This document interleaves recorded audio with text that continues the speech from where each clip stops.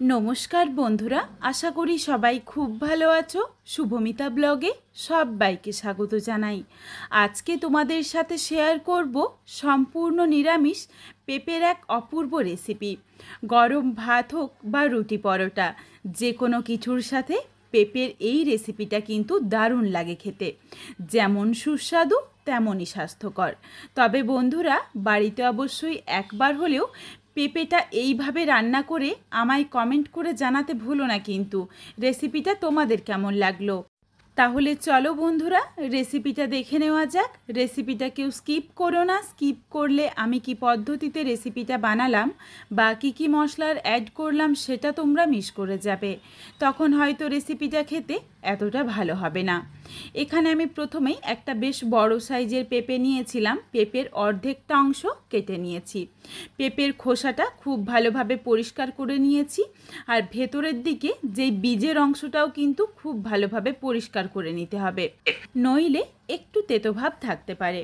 পেঁপেগুলো দেখো ভালোভাবে পরিষ্কার করে ছোট্ট ছোট্ট করে টুকরো করে ধুয়ে পরিষ্কার করে জল ঝরিয়ে রেখেছি।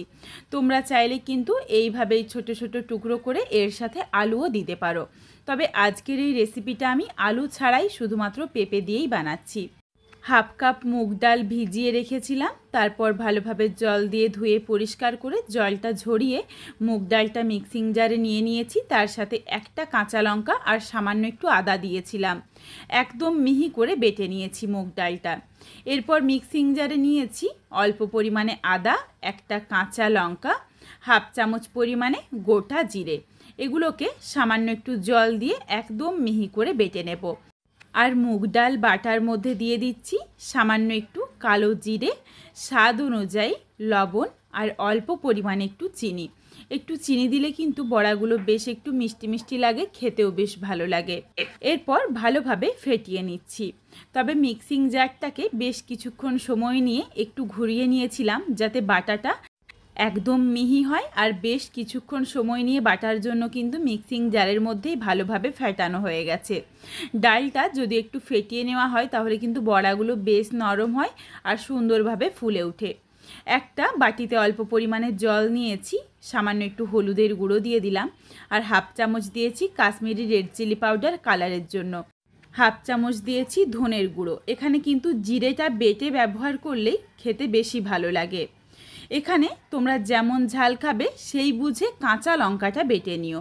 আর কালারের জন্য দিচ্ছি কাশ্মীরি রেড চিলি পাউডার, তবে এটা অপশনাল, তোমরা চাইলে দিতে পারো, না চাইলে বাদ দিও। কড়াইয়ের মধ্যে বেশ কিছুটা পরিমাণে সর্ষের তেল গরম করে একে একে ডালের বড়াগুলো দিয়ে নিচ্ছি। বেশ ছোট্ট ছোট্ট করে ডালের বড়াগুলো ভেজে নিচ্ছি। তোমরা চাইলে কিন্তু একটু বড় করেও ভাজতে পারো, কোনো অসুবিধে নেই। তবে যদি একটু ছোট ছোট করে দেওয়া হয় তাহলে অল্প ডালের মধ্যেই কিন্তু বেশ অনেকগুলো বড়া হয়ে যায়। আর একটু ছোট করে করলে কিন্তু খুব সহজে ভাজাও যায়, ভেতরটা কিন্তু একদমই কাঁচা থাকে না। বেশ দেখো লাল লাল করে বড়াগুলো ভেজে তুলে রাখছি। এক ব্যাচ ভেজে নিয়েছি, আরও এক ব্যাচ বড়াগুলো দিয়ে বেশ লালচে রং ধরিয়ে ভেজে তুলে রাখবো। বড়াগুলো দেখো সুন্দরভাবে ফুলে উঠছে। প্রত্যেক কটা বড়া ভেজে তুলে রাখলাম। আর কড়াইয়ের মধ্যে বাকি যেটুকু তেল থাকবে সেই তেলেই রান্নাটা হয়ে যাবে। এখানে আমি আর তেলের ব্যবহার করব না, একদমই অল্প তেল মশলার মধ্যে খেতেও বেশ ভালো লাগে পেঁপের এই রেসিপি।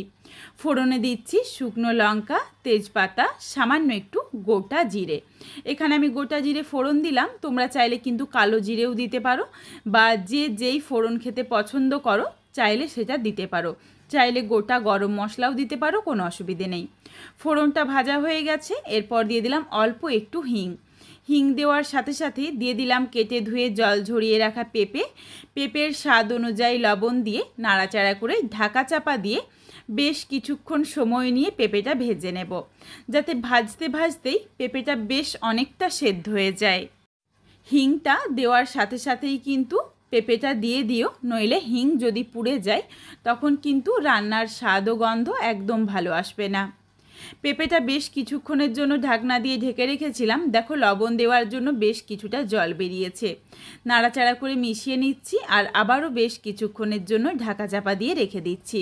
একটু লালচে রং ধরিয়ে ভেজে নিচ্ছি, তারপর ফেরত আসছি। তোমরা যদি আলু দাও তাহলে কিন্তু এই পেঁপে আলু একসাথেই দিয়ে নিও, দিয়ে ঠিক এইভাবে ফোড়নের সাথে ভেজে নিও। বেশ দেখো একটা লালচে রং ধরে গেছে। কয়েকটা পেঁপে তোমাদের চেপে দেখিয়ে দিয়েছি, বেশ কিছুটা সেদ্ধ হয়ে গেছে। এরপর এখানে দিয়ে দিলাম বেটে রাখা মশলার পেস্ট। মশলাটা দিয়ে নাড়াচাড়া করে মিশিয়ে নিচ্ছি। একটু কাঁচা গন্ধটা চলে যাওয়া অবধি নাড়াচাড়া করে নেব। যদিও খুবই অল্প পরিমাণে মশলা রয়েছে, বেশি সময় কিন্তু লাগবে না কষাতে। মশলার কাঁচা গন্ধটা চলে গেছে। এরপর গুঁড়ো মশলা যেই জলে গুলিয়ে রেখেছিলাম সেই জলটা এখানে দিয়ে দিচ্ছি। এই গুঁড়ো মশলা যদি একটু ভিজিয়ে রাখা হয় বেশ কিন্তু কিছুটা বাটা মশলার মতো খেতে লাগে, আর সুন্দর কিন্তু একটা কালারও আসে। নাড়াচাড়া করে মিশিয়ে নিয়েছি। এরপর আবারও প্রায় 1 মিনিট সময় নিয়ে একটু কষিয়ে নিয়েছি। মশলাগুলো ভালোভাবে কষানো হয়ে গেছে। এরপর এখানে বেশ কিছুটা পরিমাণে জল দিয়ে দিলাম। এখানে তোমরা যেমন ঝোল বা গামাখো রাখতে চাও সেই বুঝে জলটা দিয়ে নিও। এই রেসিপিটা যদি একটু পাতলা ঝোল করো সেটাও কিন্তু খেতে ভালো লাগবে, যদি একটু মাখো মাখো করো সেটাও কিন্তু খেতে বেশ ভালো লাগবে। বেশ কিছুটা পরিমাণে জল দিয়ে দিয়েছি। আর এখানে আমি কয়েকটা ডালের বড়া নিয়ে নিয়েছি। কয়েকটা ডালের বড়াকে হাতে করে দেখো একদম ছোট্ট ছোট্ট টুকরো করে দিয়ে দিচ্ছি। বাকি বড়াগুলো কিন্তু গোটা রয়েছে। কয়েকটা বড়া এইভাবে যদি টুকরো করে রান্নার মধ্যে দিয়ে আবারও কিছুক্ষণ রান্নাটা করা হয় তাহলে কিন্তু এই বড়াগুলো বেশ অনেকটা গলে যাবে, রান্নার স্বাদটাও বেশ ভালো আসবে, খেতে কিন্তু বেশ ভালো লাগে। যখন দেখো সুন্দর ফুটে উঠেছে এরপর দিয়ে দিলাম 1 চামচের থেকে একটু কম পরিমাণে টমেটো কেচাপ, আর দিয়ে দিলাম স্বাদ অনুযায়ী লবণ, সামান্য একটু চিনি টেস্টটা ব্যালেন্স করার জন্য। তবে এখানে আমি যেমন টমেটো কেচাপের ব্যবহার করেছি, তোমরা চাইলে মশলা কষানোর সময় একটা টমেটো কুচিও দিতে পারো, কোনো অসুবিধে নেই। এরপর ঢাকা চাপা দিয়ে ভালোভাবে সুসেদ্ধ করে নিচ্ছি, তারপর ফেরত আসছি। খুব ভালোভাবে দেখো সুসেদ্ধ হয়ে গেছে পেঁপেগুলো, তারপর ফেরত এসেছি। কয়েকটা পেঁপে তোমাদের একটু চেপে দেখিয়ে দিই। পেঁপেগুলো দেখো সুন্দরভাবে যেমন নরম হয়েছে তেমন ডালের বড়াগুলোও দেখো একদম নরম হয়ে গেছে। এরপর খুন্তিতে করে একটু চেপে চেপে মিশিয়ে নিচ্ছি যাতে একটু ঘন হয়ে যায়। এই রেসিপিটা কিন্তু আমি খুব বেশি ঝোল করব না, একটু ঘন রাখবো, তাহলে আমার মনে হয় যে খেতে বেশি ভালো লাগবে। কয়েকটা পেঁপে আর বড়াগুলো একদম ভেঙে গলিয়ে নিয়েছি। এরপর দিয়ে দিলাম বাকি যেই গোটা বড়াগুলো ছিল, গোটা বড়াগুলো দিয়ে নাড়াচাড়া করে মিশিয়ে নিয়েছি। আবারও গ্যাসের ফ্লেম লোতে করে মিনিট 3-4 সময় নিয়ে ফুটিয়ে নেব, যাতে এই বড়াগুলোর মধ্যেও ভালোভাবে ঝোলটা ঢুকে যায়। এখানে সুন্দরভাবে দেখো যখন ফুটে উঠেছে প্রায় 3-4 মিনিট হয়ে গেছে। এরপর নাবিয়ে নেওয়ার আগে দিয়ে দিলাম সামান্য একটু গরম মশলার গুঁড়ো আর 1 চামচ পরিমাণে ঘি। ঘি দেওয়ার সাথে সাথেই গ্যাসের ফ্লেমটা অফ করে দিয়েছি, নইলে ঘি গরম মশলার সুন্দর ফ্লেভারটা নষ্ট হয়ে যাবে। এরপর ঢাকনা দিয়ে ঢেকে রাখছি 5 মিনিটের জন্য স্ট্যান্ডিং টাইমে। 5 মিনিট পর ঢাকনাটা খুলে নিয়েছি আর দেখো রেসিপিটা নাবিয়ে নিলাম। দেখতে কতটা লোভনীয় হয়েছে, খেতেও কিন্তু বেশ ভালো লাগে। গরম ভাত হোক বা রুটি পরোটা, বন্ধুরা বাড়িতে অবশ্যই একবার হলেও স্বাস্থ্যকর এই পেঁপে রেসিপিটা বানিয়ে দেখো, তারপর আমায় কমেন্ট করে জানিও রেসিপিটা তোমাদের কেমন লাগলো। রেসিপিটা তোমাদের যদি ভালো লাগে তাহলে লাইক করো, শেয়ার করে বন্ধুদের দেখার সুযোগ করে দিও।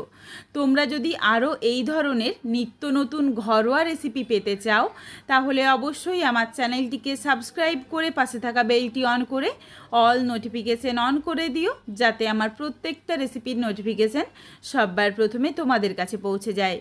আবারও খুব শীঘ্রই হাজির হচ্ছি নতুন কোনো এক ঘরোয়া রেসিপি নিয়ে। পরবর্তী রেসিপি দেখার আমন্ত্রণ রইল। পুরো ভিডিওটা দেখার জন্য অনেক অনেক ধন্যবাদ। তাহলে আজকে আসি, সবাই ভালো থেকো, সুস্থ থেকো। শীঘ্রই দেখা হচ্ছে কিন্তু নতুন কোনো এক রেসিপির সাথে।